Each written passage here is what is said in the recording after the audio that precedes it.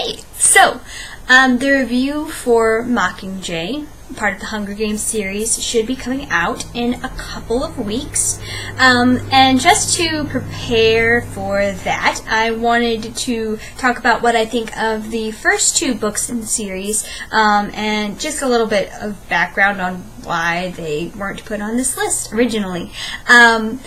Hunger Games was something that I was very obsessed with when I was, about 16. When I don't remember when the movies came out. It was around then.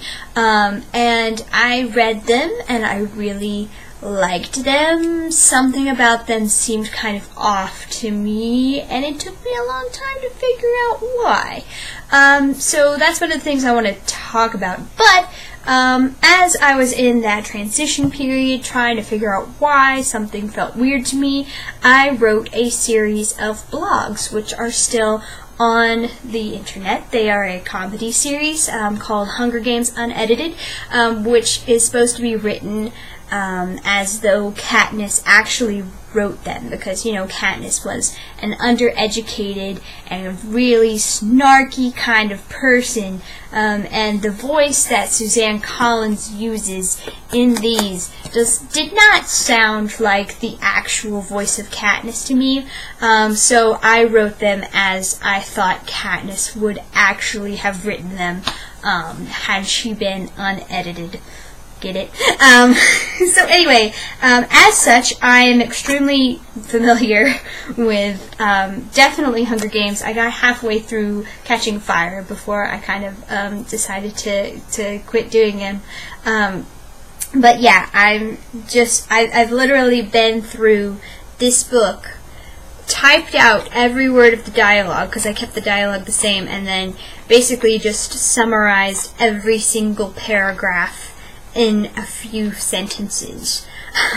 So I basically rewrote the book, meaning that I know this book inside and out, so I'm not going to reread it. But I do want to give you my honest opinion on it. If you don't know, the Hunger Games is about this girl named Katniss, who you probably already know. She's a hunter, and anyway, she's illegally hunting in this terrible dystopian sort of world where they're all divided into little districts and blah blah blah blah blah. It's like every single sci-fi movie you've ever heard of. Every year they have a sort of like a punishment for the districts because they revolted one time. It's called the Hunger Games, and kids are chosen from each district to go fight each other to the death. And anyway, Katniss' sister gets picked, but then Katniss volunteers for her, and then there's this other guy named Peeta who also gets picked from her district. It turns out that he is in love with Katniss, and it's just all this convoluted drama that unfolds. Not all of it is convoluted, but there is some convolution here. So, what do I think about all this? Well, first of all, Suzanne Collins' writing style does not impress me in any way, shape, or form.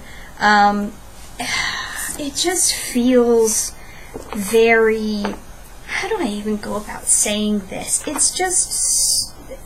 It doesn't give a good picture of what's going on around Katniss most of the time. It's in first person, which is already a handicap.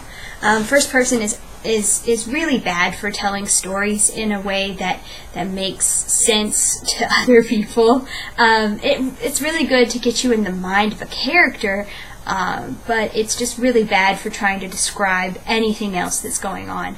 And as such, it can be difficult to understand what's going on in the story, and it can be very frustrating because there are so many other characters in the novel that are so interesting, and you would like to get to know them, but you don't.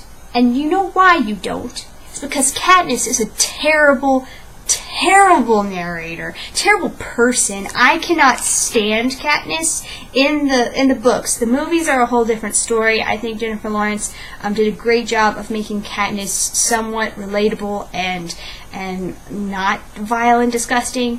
But real Katniss in this novel is completely self-centered, except when it comes to her sister, which is like some weird, like, that is an unhealthy relationship, because she literally hates everyone else in the entire universe. She hates her mom. She hates her dad for dying. She hates all the other people in District 12. She hates the government. She hates everyone that she comes in contact with except her sister and Rue, which is weird.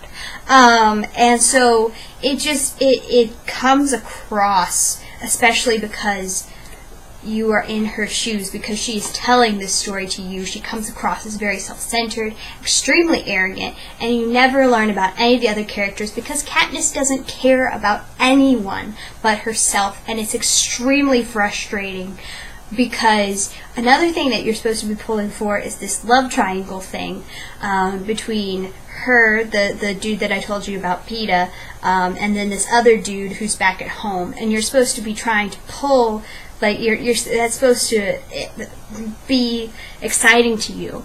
Now, PETA, I think, is a great character. He's extremely unrealistic, okay? But he is very sweet, very compassionate.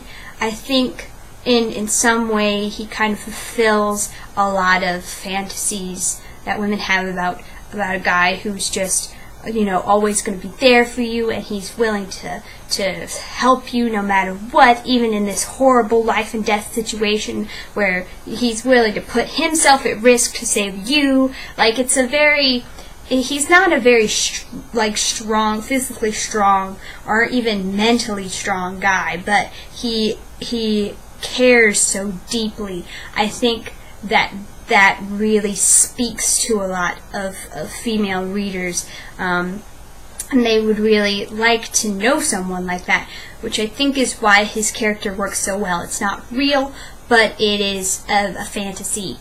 But the problem is that I can't root for a romance between these two, because PETA cares all about Katniss, and Katniss cares all about herself, and so the two of them just end up in this weird thing. And we can argue, there is an argument that Katniss actually cares for PETA, and I give some credence to that argument.